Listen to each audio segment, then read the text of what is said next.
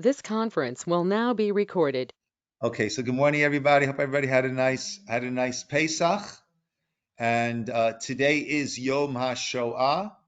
We had a program last night at the JCC, and let us dedicate our learning Le'iloi Nishmat to elevate the neshamot, the souls of all those who perished, particularly those who don't have progeny, who don't have descendants, whose learning and whose mitzvot and whose good deeds serve as an everlasting memory and zechut for them, as as a way to move forward. Right? We say that once a person dies, they can no longer improve their station. They can no longer move up from whatever they've accomplished in their lifetime.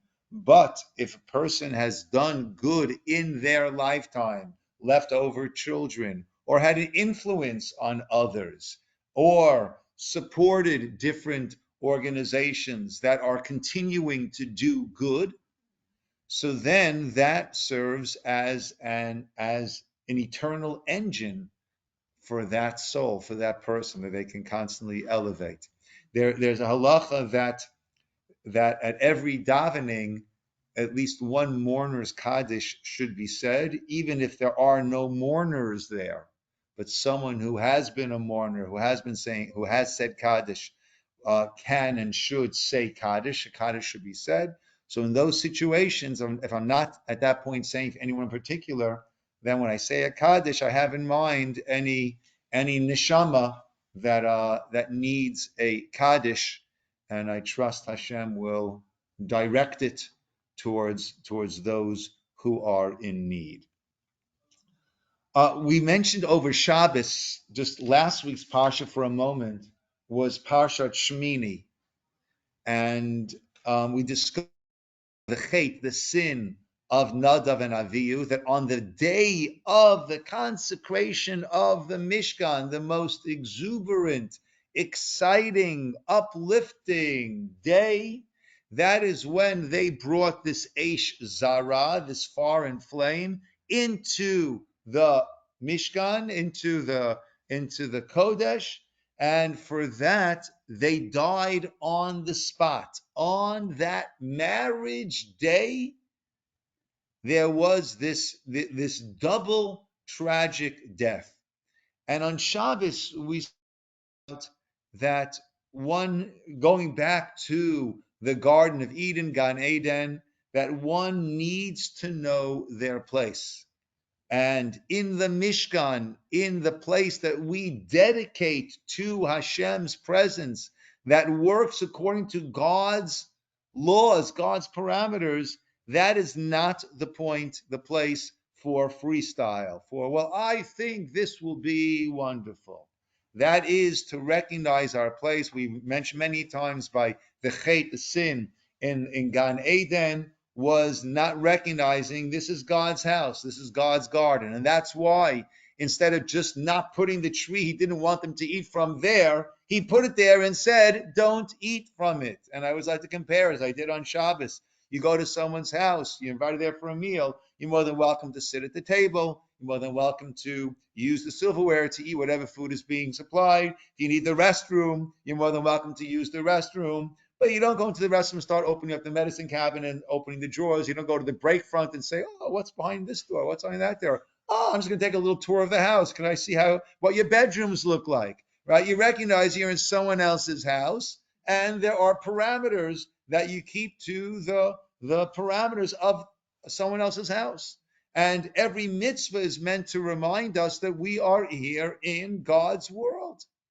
And that's why there are things that we stay back from, involved with. And we mentioned, as we'll lead in a moment over here, we mentioned that the Mishkan is our reciprocal action, meaning God carved a place in his world, which is godliness, in order to create this halal, this open space wherein we can exist. And then we take this world that God put us in and we carve out a space for Hashem, and that is the Mishkan. And therefore, we need to be so careful of what we do there in the Mishkan, because the Mishkan has many of these different laws and parameters that don't apply elsewhere, and even elsewhere, even beyond, certain of these laws do apply, as we'll soon see with our double parsha of this week, Tazria and Metzora. So Tazria begins by the Ber Hashem on page 608 in the Stone Chumash, Sefer Vayikra, of course, Leviticus chapter 12, verse 1. By the Ber Hashem on Moshe, the Hashem spoke to Moshe, saying, Daber b'nei Yisrael, speak to the children of Israel and say to them, Isha ki Tazria, v'yalda zachar, a woman, when she will conceive and give birth to a male, v'tam'ah shivat yamim, she will be. I hate when I shouldn't say hate. I prefer not to use the English Art Scroll translation here of contaminated. Right? It's not the cooties. It's not contaminated. Right? But rather, she will be unclean or impure. Because even to me, Aaron, unclean is dirty. Right? Impure is clear that, right? And there is no great word for it. I like, out of all the bad choices, I dislike the least impure, because I understand when I'm entering the realm of purity, that's not something physical. That's not something that we really deal with, that realm, and that really is, speaking of what we mentioned before, this is a realm of God world that's here in our world. So she will be ritually impure for Shivat Yamim, for 7 days, Kimei Nidat Votatitma, right? As during the days of her Nidah, which means separation. Uvayom Hashmini, on the 8th day, it's a boy, Yimol B'sar Lato, we do the circumcision. Ushloshim Yom, Ushloshet Yamim, and then an additional 33 days, Teshev B'dmei Tahara. There she will remain in a different state.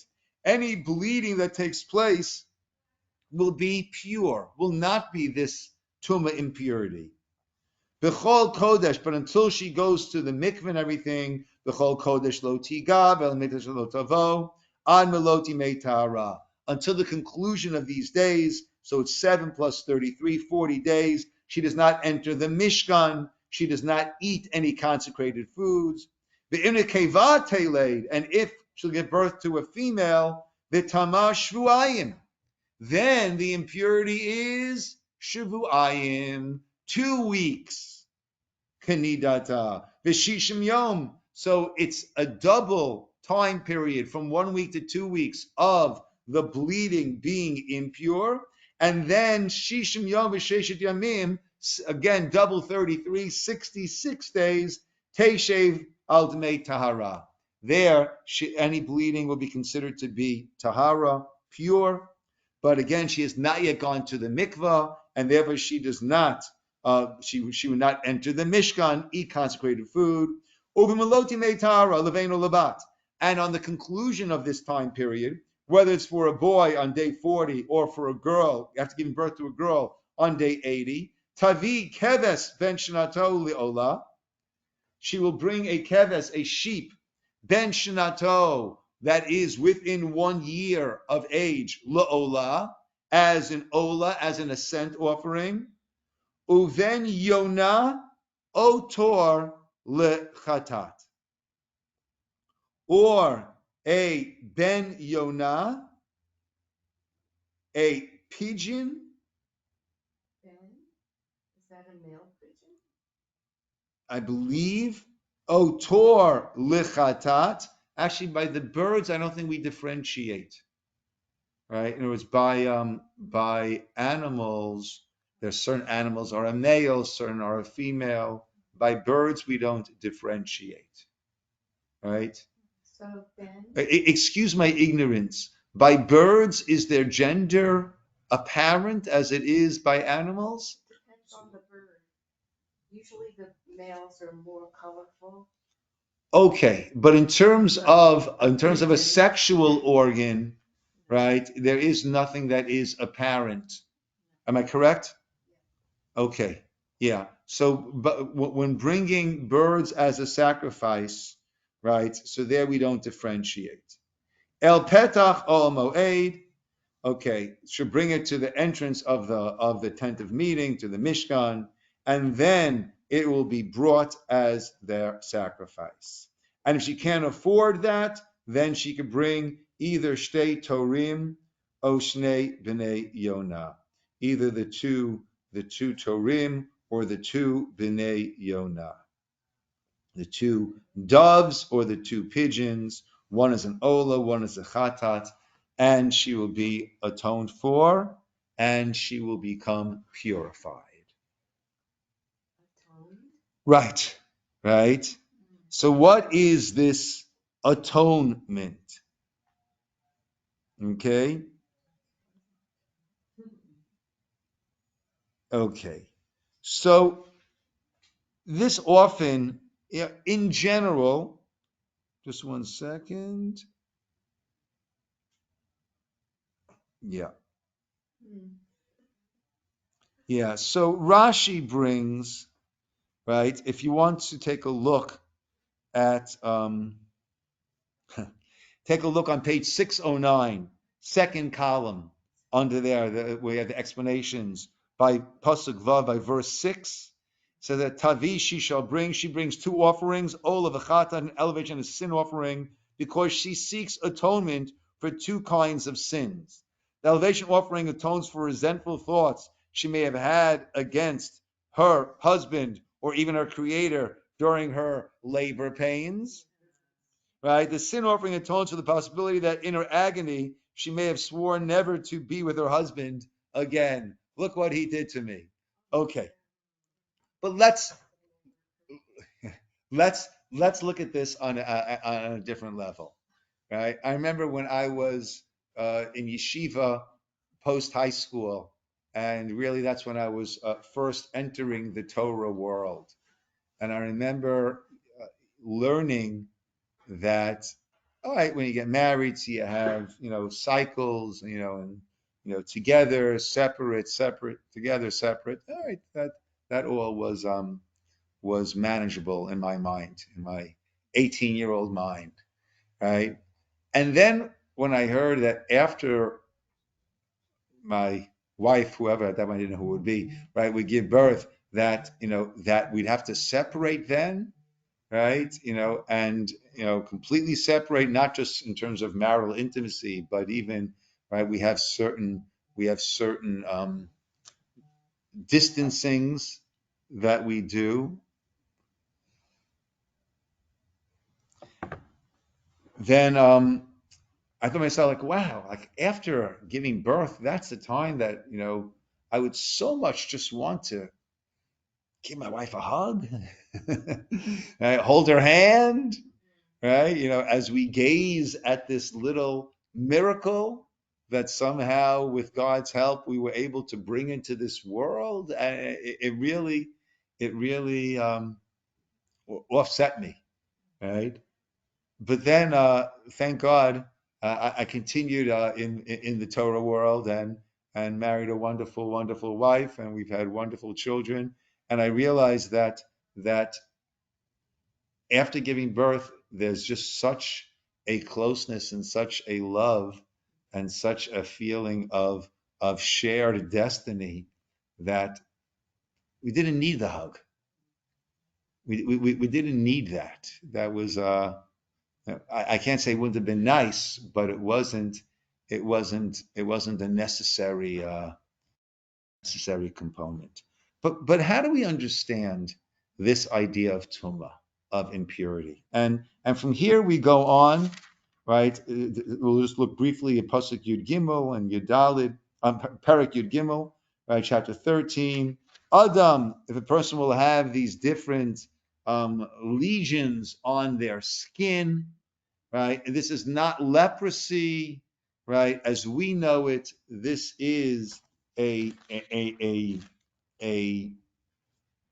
we call this a physical manifestation of a spiritual affliction. And then the person once again becomes tamei and is sent outside of the camp. We also have tum'ah. Rabbi mentioned before, when the woman became a nida, right, during her regular menstrual period. Also, there is this tum'ah, this ritual impurity. Certainly, a mate, a dead body, exudes tum'ah, impurity. That actually is referred to as avi avot hatuma, the father of all, the father of the father of tum'ah. Right? That's like the nerve center, the ground zero of tum'ah. In that will exude tum'ah, even if a person doesn't come in contact or doesn't bear its weight, but even being under the same roof, the same ceiling, right? It gives off tumah. That's why Kohanim need to be very, very careful with this, because, right, they can't be in the same room as as as a mate. Visiting hospitals, all these questions come up, right? And we find that a Jewish person who died, the body gives off more tumah than a non-Jew, right? And an animal, when it dies, also has a certain degree of tumah, depending on which animal, right? But then less than that of a human being.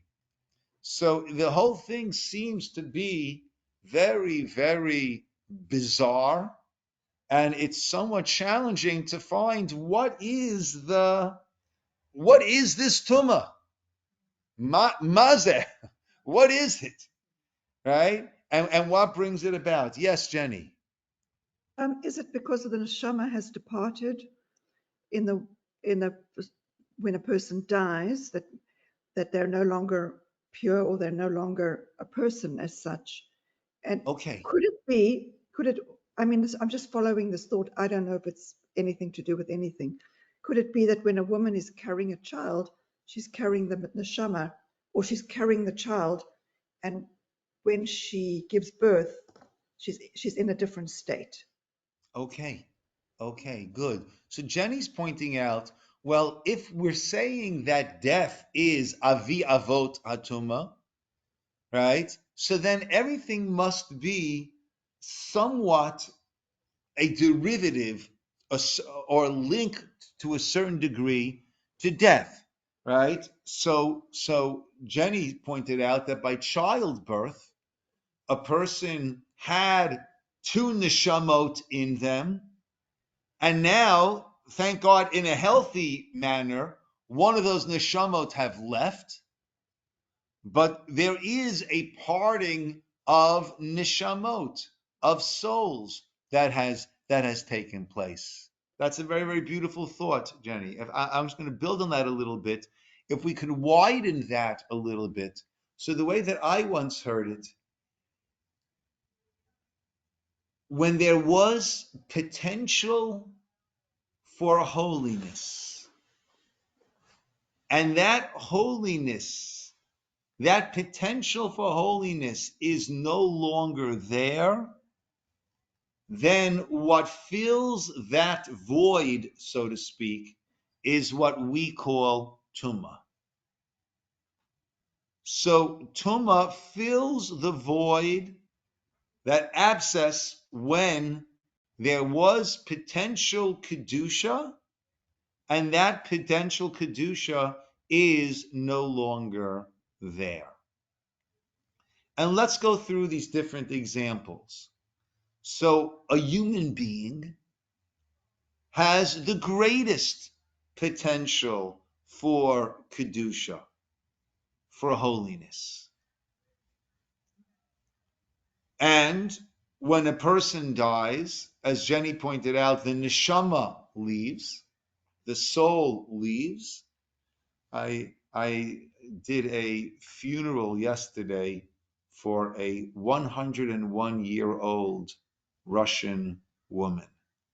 And the family is not that involved in their Judaism. And I was explaining to them, the importance of being involved in the burial, and by doing that, that's what releases the soul fully to continue on its journey afterwards. Death, that as we mentioned before about Yom HaShoah, right? The potential to do good, that I can do good, ends with my death, right? That which I've helped to put in motion, that can continue to propel me, but my ability, that ends with death. And therefore there is this tremendous void that is created.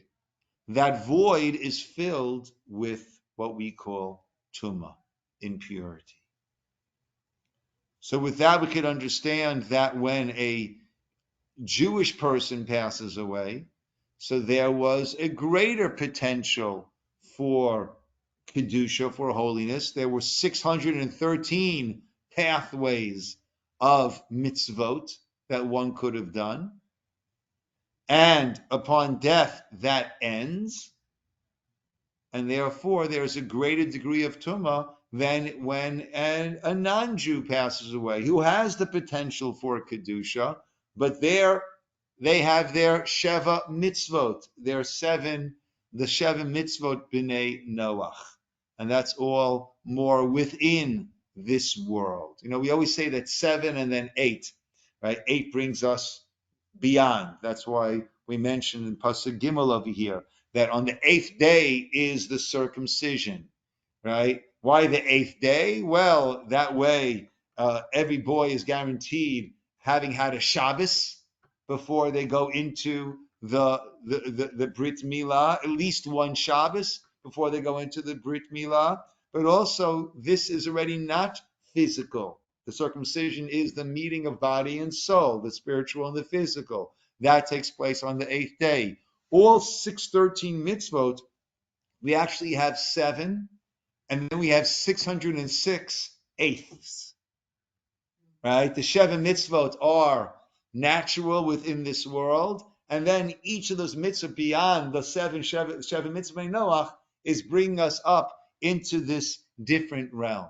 So non-Jews have potential for kedusha, and whenever someone comes to me with conversion in mind, that's the conversation that I have with them. You don't need to convert in order to have a relationship with God, in order to have a world to come. Right? You don't need to convert. If you choose to, that's your prerogative. But it's not that this is the only way. It's not, either that or eternal damnation, right? We don't believe in that, right? We believe that every human being is created b'tselem Elokim, in the image of God, and has the potential for kedusha and potential for relationship with God. And therefore, every human being that dies, there is a certain degree of tum'ah. When an animal dies, even an animal is going to have a certain degree of tum'ah. Not if it's shechted properly, not if we're eating it, etc.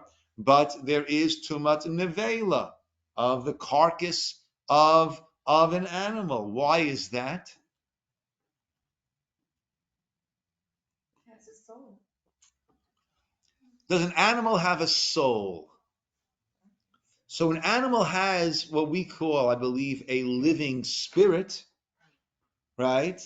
It does not have an eternal neshama. When we talk about soul, typically we mean that there are two separate entities. There's me as a physical being with a ruach chayim, with a living spirit that gives me physical life, and then there's an additional being. There's an additional entity, and that is my neshama, spiritual being that fuses together with my physical being during the extent of my life, and upon a person's death, then the two separate. The body goes to the grave, and the soul continues on in its mission after having partnered for hopefully 120 years with this body, right? An animal, we believe, does not have that. But nevertheless, an animal does have potential of kedusha, of holiness. How does it have potential of holiness? Because it's chosen as an offering? It could be as an offering. Good. It could be as kosher food.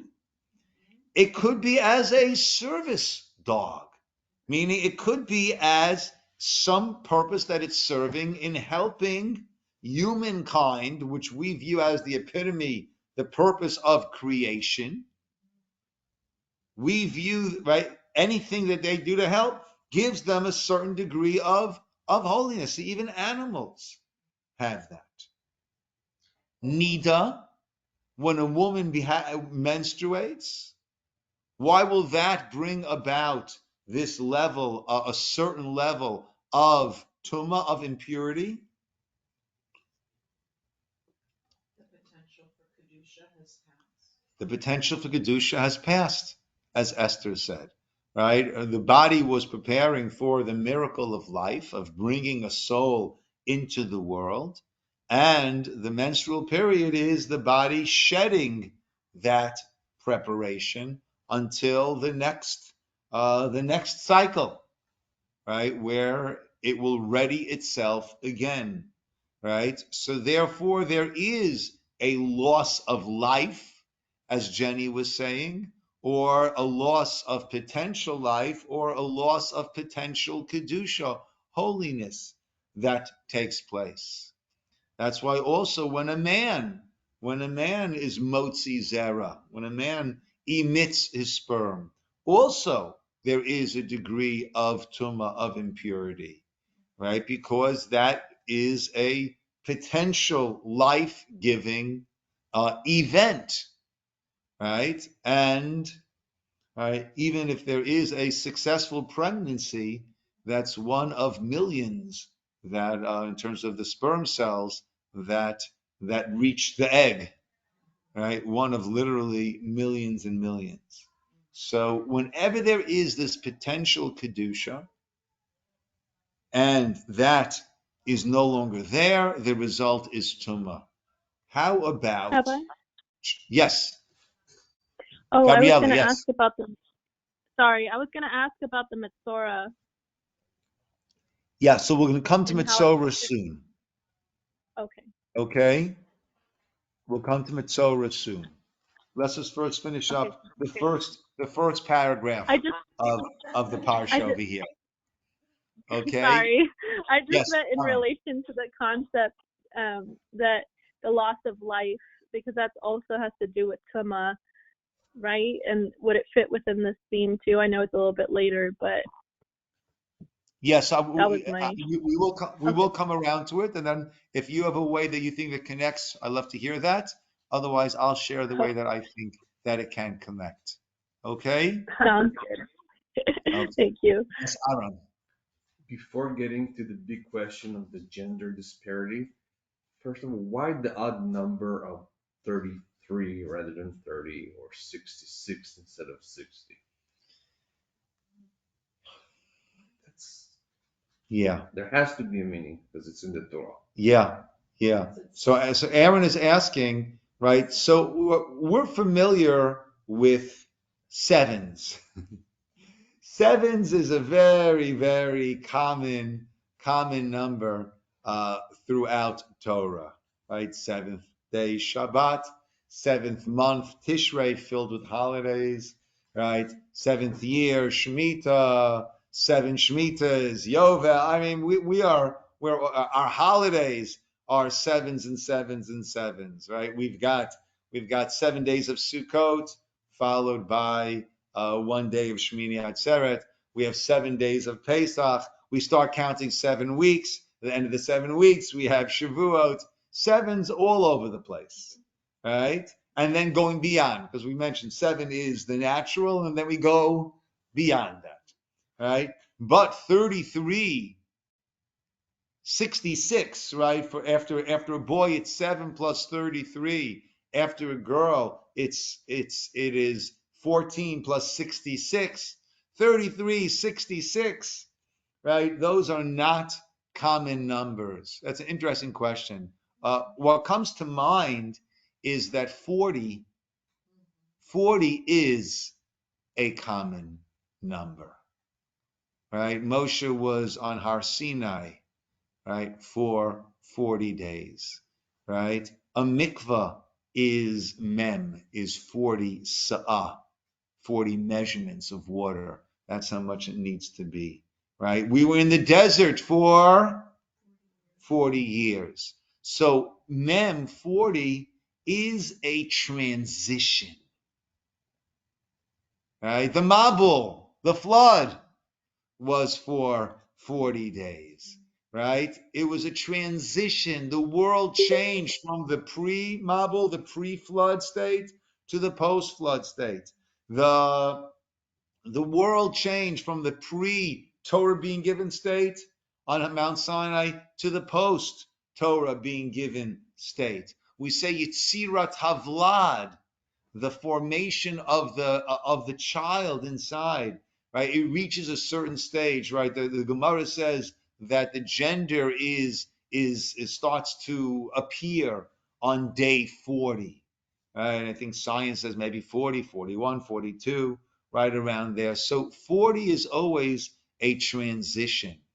So that's my guess, Aaron. It's a great question. I never thought of before. My guess would be that this is. I remember when we brought home our oldest son, our first son, Tzvi, and before we walked into the apartment, coming back from the hospital, I turned to Natalie and I said, "Our life will never be the same."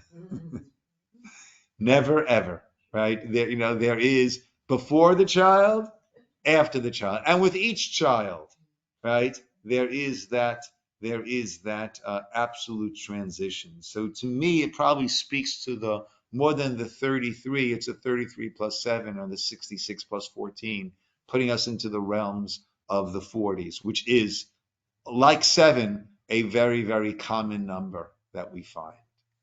And Rabbi, just maybe to springboard off that, because it says for 7 days the woman will be impure, and then 33 days she will be, I don't know, clean or pure. So it's like the impurity and the purity go together. You never stay impure, and you're never completely pure. It's like a merging of the two. It's a combination Interesting. of the two. Interesting.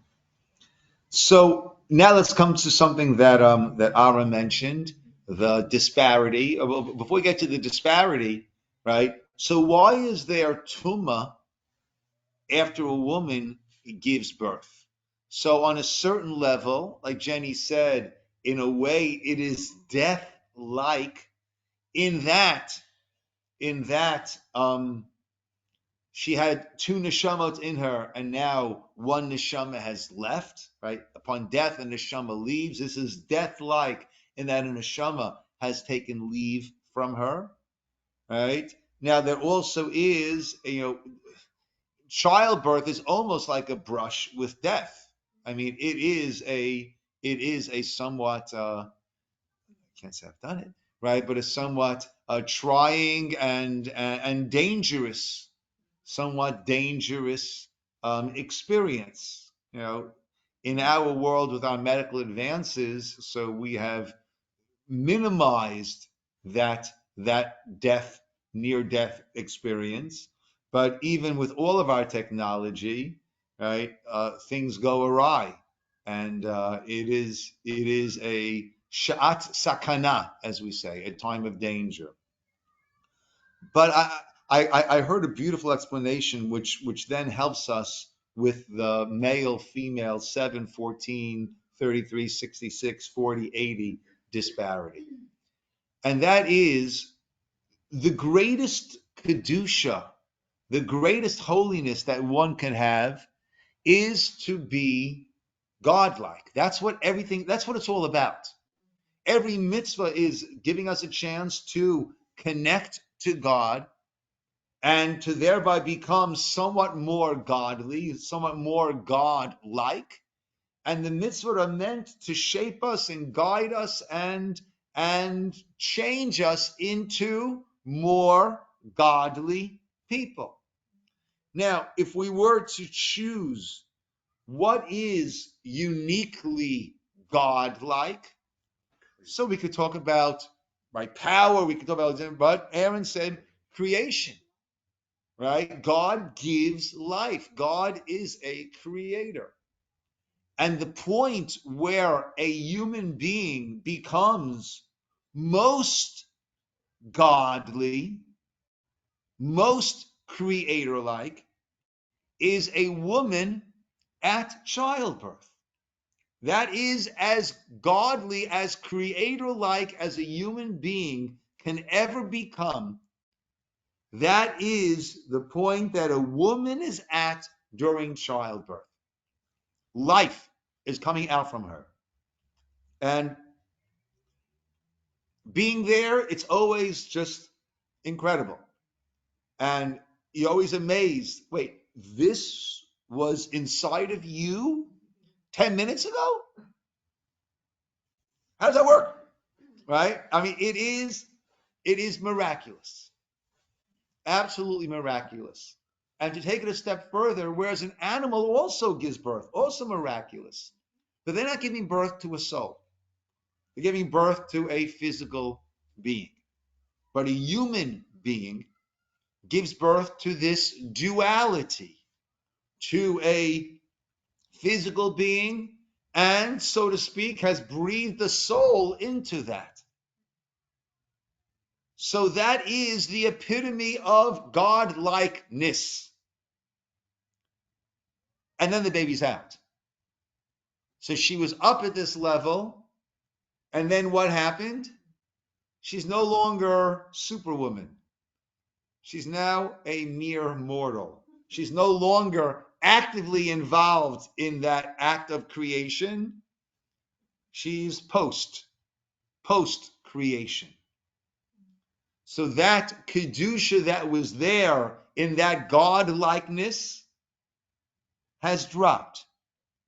What fills that void? Tum'ah. And the Ger Rebbe, the Chedushi Harim, says so beautifully in terms of Aaron's disparity. So why is there this double degree of impurity upon the birth of a girl?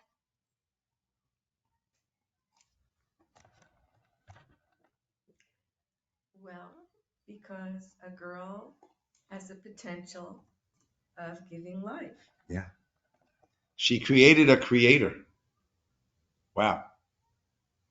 She created a creator. That much higher, the void, that much greater. Boy, 7. Girl, 14. Non-creator, 7. Creator, 14. Okay. Let's go now to the next part of the Parsha. This was all of the first 8 psukim.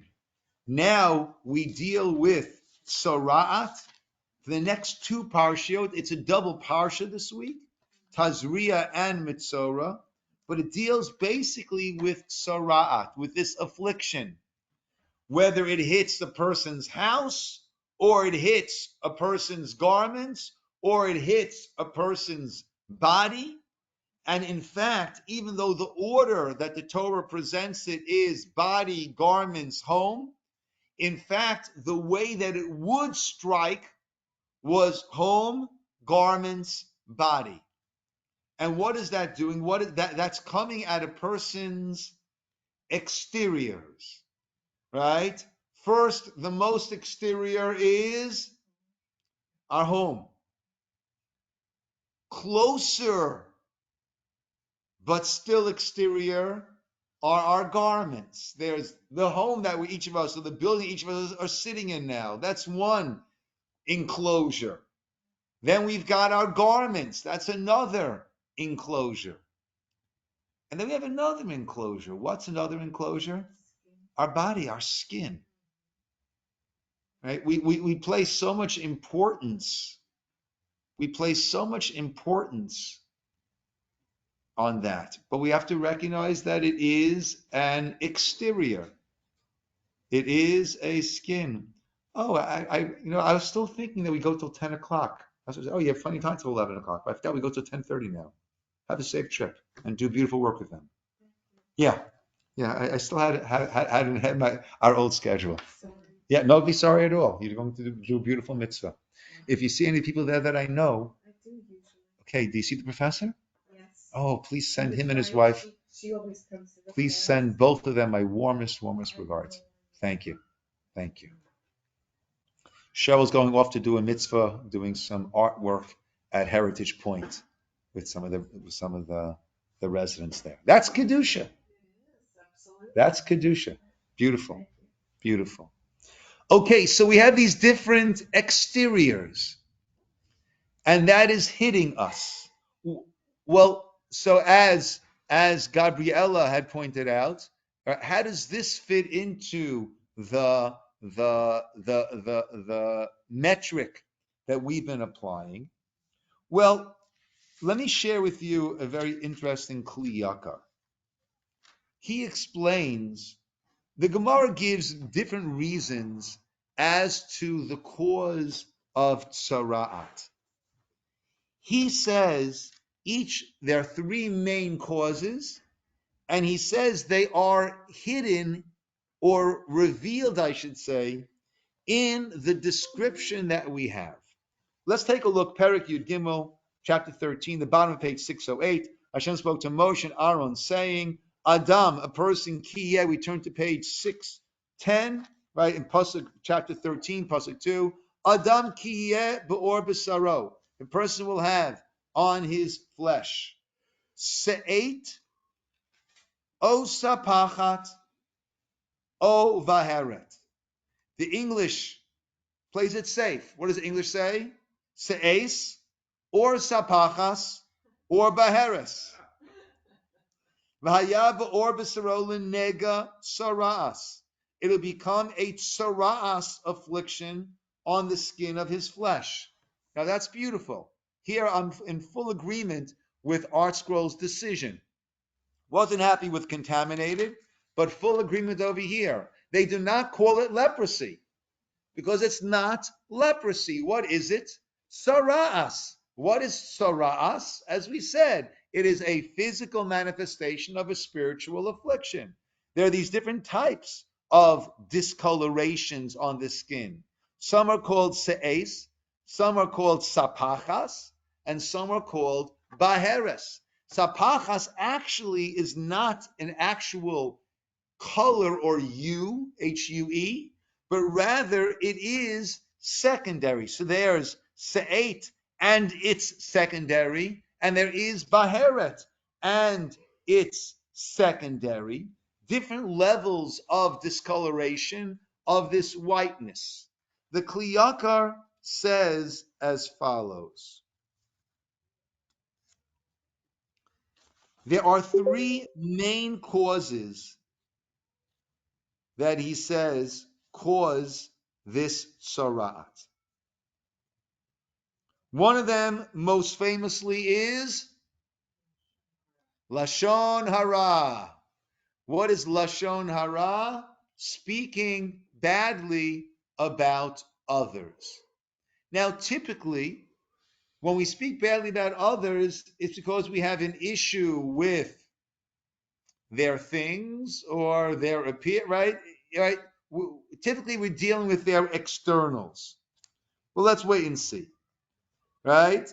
And this we see because in the process, he points out, of purification at the end of one's state of tzara'as, they bring tzipor, birds. What do birds do? Birds chirp, birds chatter, right? In the morning, it might sound beautiful. When people are constantly chirping and chattering, often it contains some not such kosher words. Secondly, when the person brings, again, the purification process, he brings an eitz erez, a cedar wood, and the azov, and the hyssop, which is the lowly bush, right? And that refers to the gasut haruach, a certain haughtiness that I have. Right? That's also a cause. Thirdly, he says it is tsarut ayin. When my eye, I have a stingy eye, meaning it bothers me what other people have. I don't want to share what I have, and it irks me that other people have things that perhaps I can have, I don't have. Tsarut ayin. And he says these are all contained in these three words, the three descriptions. Se'et naso. Se'et is lifting up. That is a certain haughtiness. Sapachat is that which is secondary, to recognize that the material assets are all secondary. And baheret is a whitening, right? And that's what happens when I speak badly about someone, when I humiliate someone. What happens, right? At first the blood drains, and then the blood comes rushing back, right? There is this whitening. Typically, we speak mostly about this lashon hara component. So let's bring it back to this idea of potential kedusha and death. And why would this be a death-like sara'at, absence of kedusha, absence of holiness that comes? So when we go back to the very creation of mankind,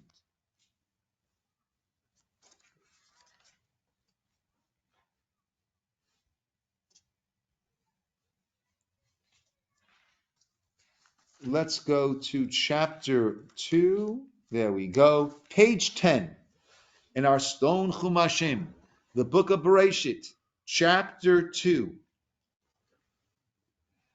verse 7. Vayitzar Hashem Elokim et ha'adam. Hashem, God, formed humankind, afar min ha'adama, dust from the earth. Vayipach ba'apav, and then he blew into his nostrils nishmat chayim, the soul of life. Vayhi adam lenefesh chaya, and man, humankind, because at this point it was androgynous, became a nefesh chaya, translated in English as a living being. Take a look. Those who can follow in Hebrew, we have to the side there, we have the Targum, the Onkelos, the Aramaic commentary translation written by Onkelos Hager, the convert, the great convert by the name of Onkelos. And he explains, V'havat ba'adam l'ruach mimalila. There now was in humankind a ruach mimalila. Limalel is Aramaic for speaking. We became a speaking being.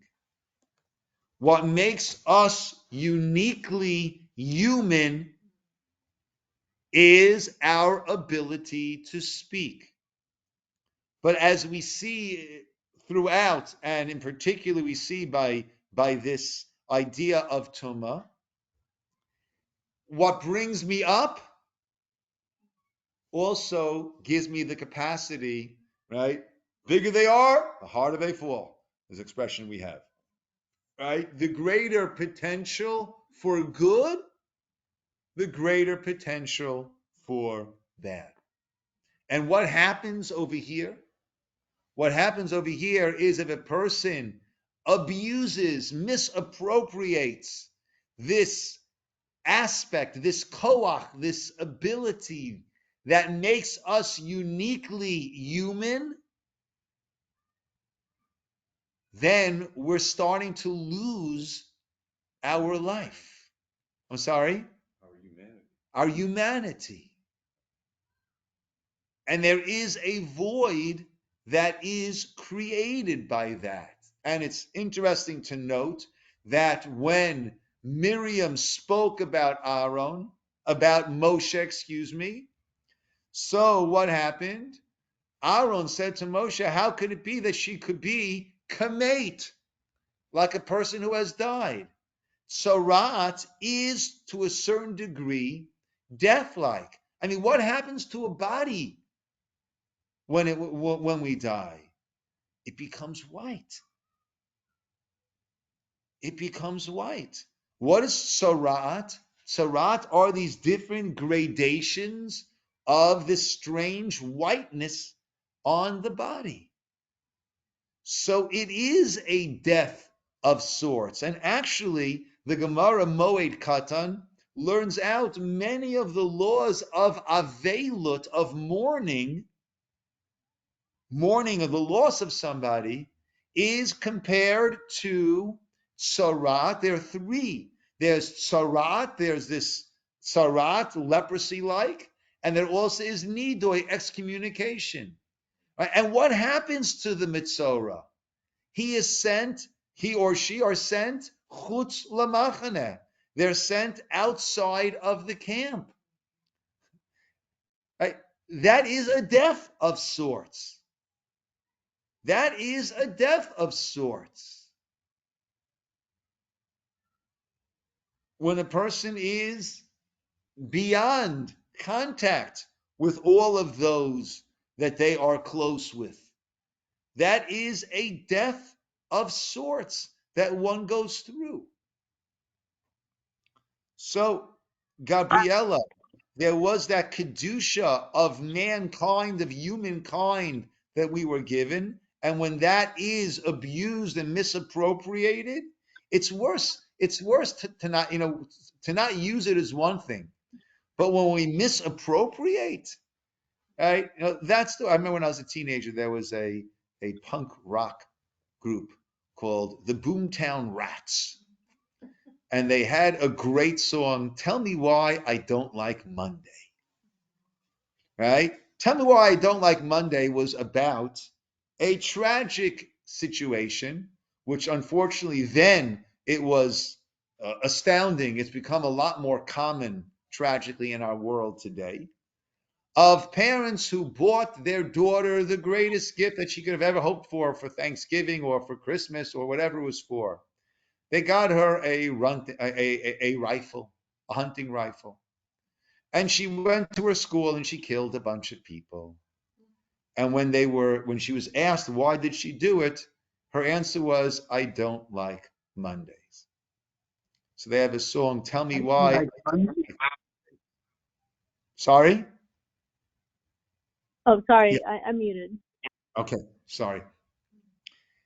And I always think about, here the parents thought they were doing the best thing in the world for their daughter. And if you're living in a hunting area, so to have her own gun to hunt, I'm not a hunter, I don't enjoy it, but it was a nice gift. It could have been a nice gift. Here they thought they were doing something so good for her daughter, and then it ended up destroying their daughter's life and the lives of many others who were involved, that the lives that were taken or lives that were damaged by this episode, right? That's the tragedy of the misappropriation of when you take something that's there for your benefit and use it to your detriment. That is a death of sorts. And this whole process that this Metzora goes through, because recognize, so interesting. Just take a look, a few moments. Pasuk Gimel on page 610. V'ra Kohen et hanega bor habasar. The Kohen shall see the affliction on the skin. Nega comes from the root word naga, lingoa, negia. What does it mean? It's a touch. Who's touching over here? Hashem is touching. And it's an incredible touch when we think about this. We have an expression there, there are no lightning bolts, right? You do something wrong, you're not going to get struck by lightning. Well, there's an exception.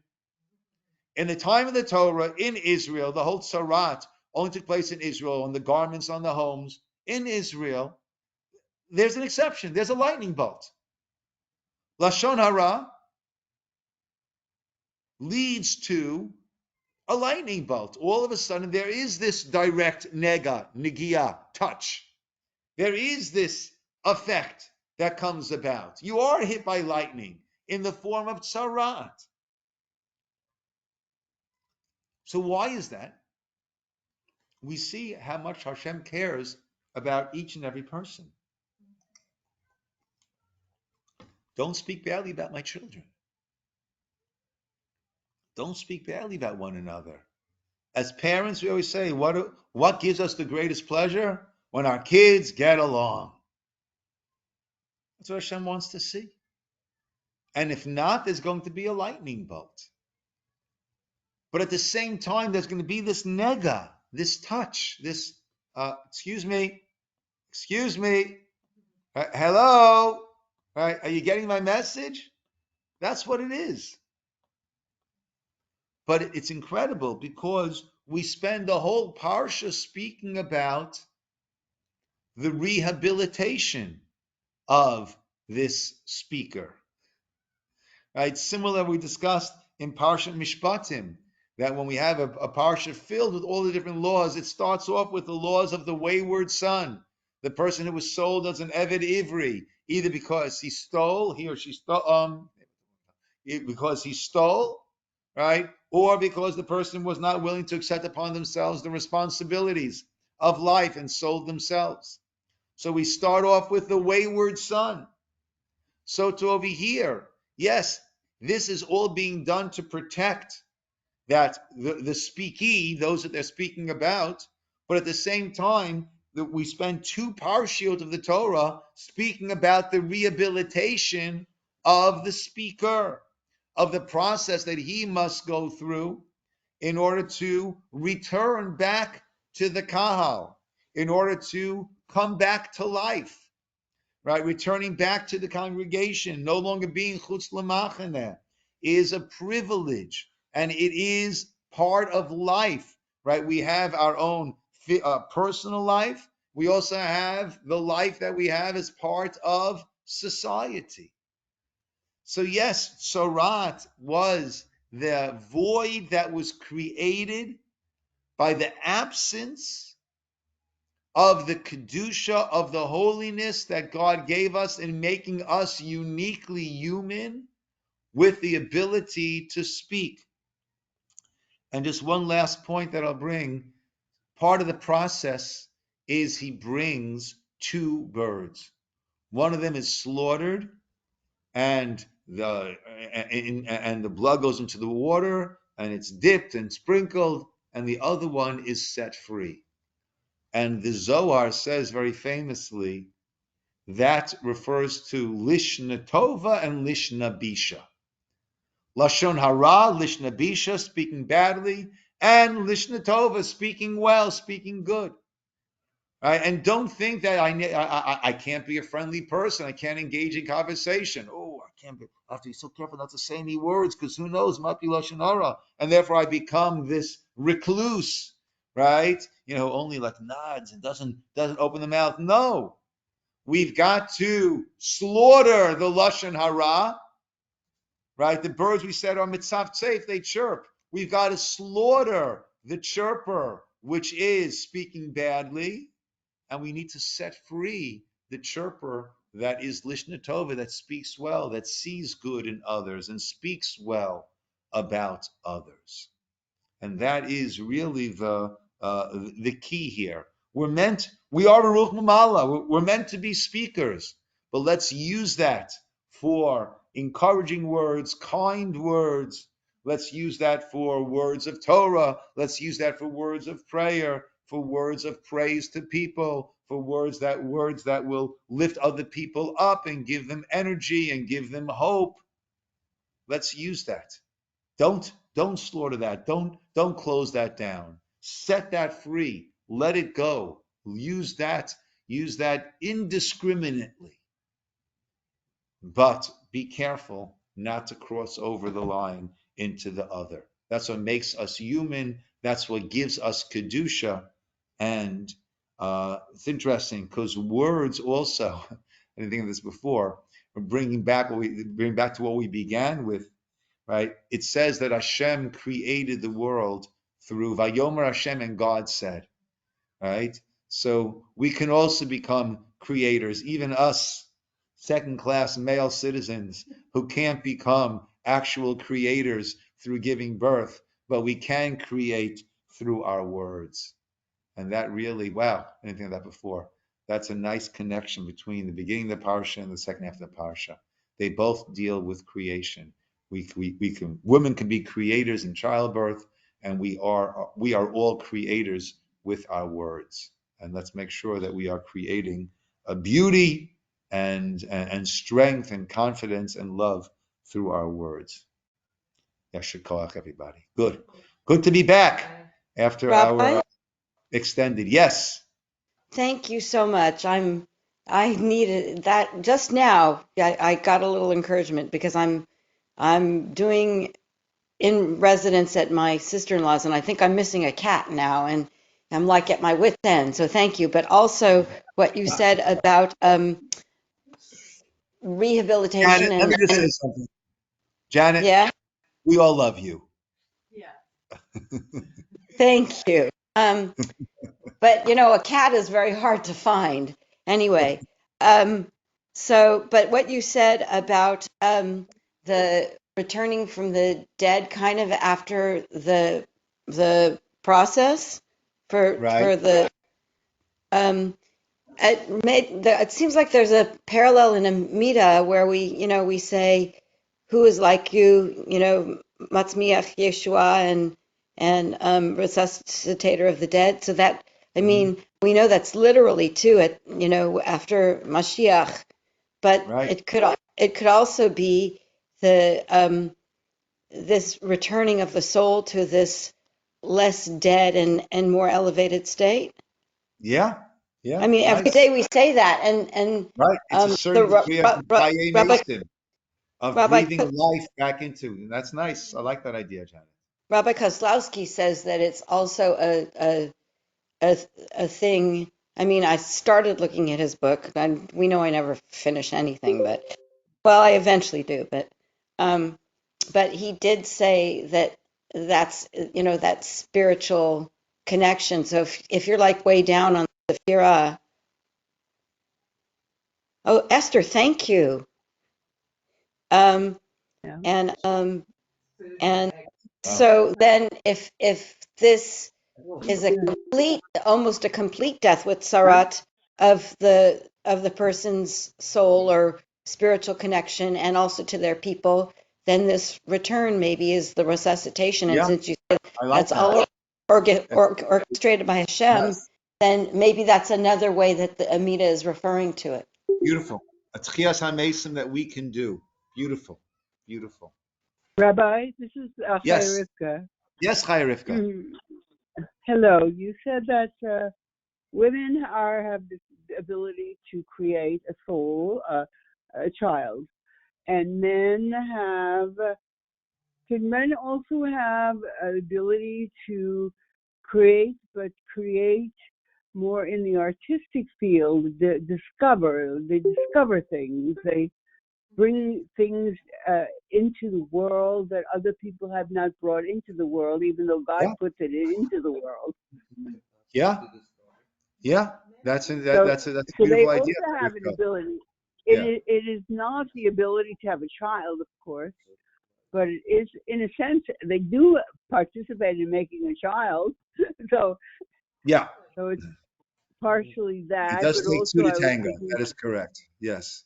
the Yes. ones who are more Yes. creative, the discoverers who bring something unknown to most of the Yes. people, Yes. except God. Art, beauty is That is a also, creative act. yes, art and beauty is Okay. also an act of creation. And you've done much of that, Chaya Rivka, brought into the world. Yes. So Okay, thank my friend. you. Okay. Well, over here. Good seeing everybody. Hope everybody had a good Pesach respite. Thank you. Thank you so much. This is a wonderful class. Thanks. Thank you all. The We're part I glad we got had it was to join. excellent. Thank you. Thank you, Thank you. Rabbi, for helping that happen.